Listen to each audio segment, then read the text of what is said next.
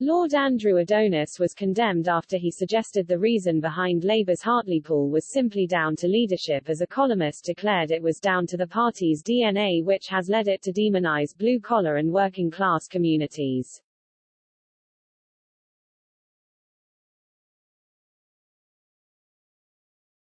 Unheard columnist and author Paul Embury clashed with Lord Adonis as the pair debated why the Labour Party lost the Hartlepool by-election. Lord Adonis said the result could be simply boiled down to a choice of leadership, as more people support Boris Johnson rather than Sir Keir Starmer, rendering the local MP character redundant. But Mr. Embury attacked the simplistic explanation, stating the Labour Party was struggling with wokeness, which was demonising the working classes it historically used to represent.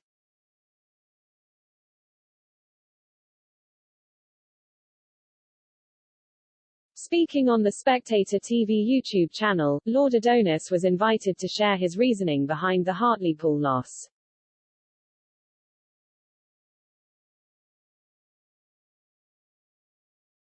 The former MP, who served under Tony Blair, said the issue was down to the leadership, as the Labour Party struggles to create a strong identity or focus which voters can rally around.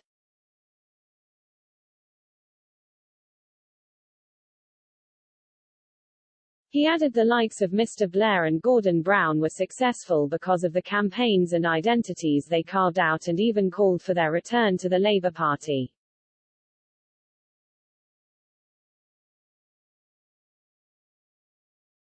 Mr. Embury dismissed the simple explanation and tore into Lord Adonis.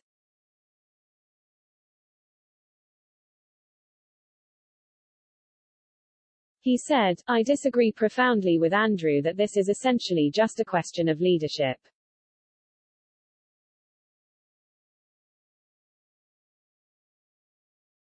This is not a question of leadership. Changing the leader in the Labour Party is essentially reshuffling the deck chairs on the Titanic."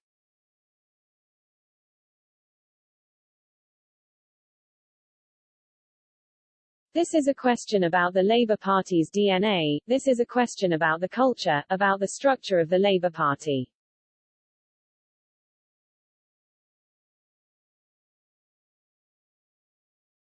It runs far wider than the questions of leadership and policy management.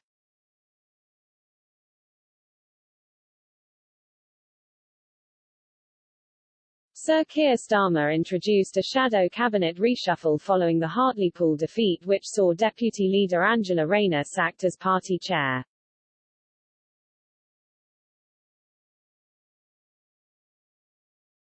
The Labour leader excluded or saw resignations from members of Jeremy Corbyn's cabinet, which was hoped to be a sharp turn away from the 2019 general election disaster.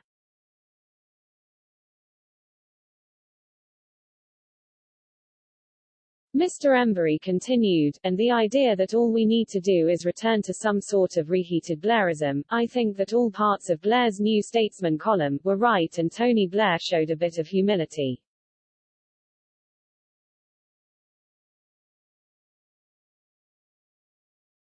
I think Andrew needs to show a bit of humility. It was that kind of Blairite embrace of the global market and everything that went with it, like the loose immigration policy.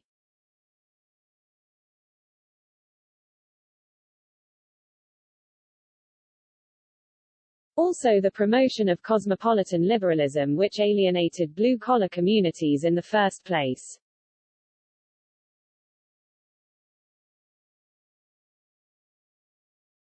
Mr. Blair wrote in the New Statesman that Labour could cease to exist if it does not tackle the issue of woke culture.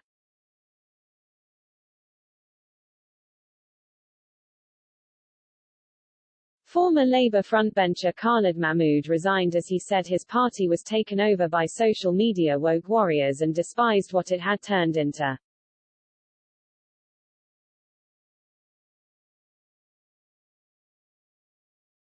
Mr. Embury analysed the history of the Labour Party's current problems and stated, for all the good that New Labour did, it completely failed to understand the communitarian impulses in many of those communities.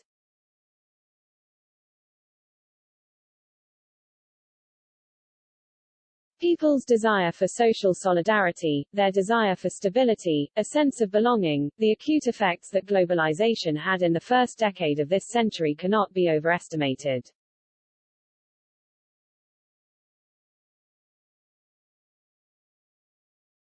And what Blairism did effectively is it laid what we're seeing now in terms of the woke agenda, where the liberal left effectively just demonized millions of working-class people as racist and nativists.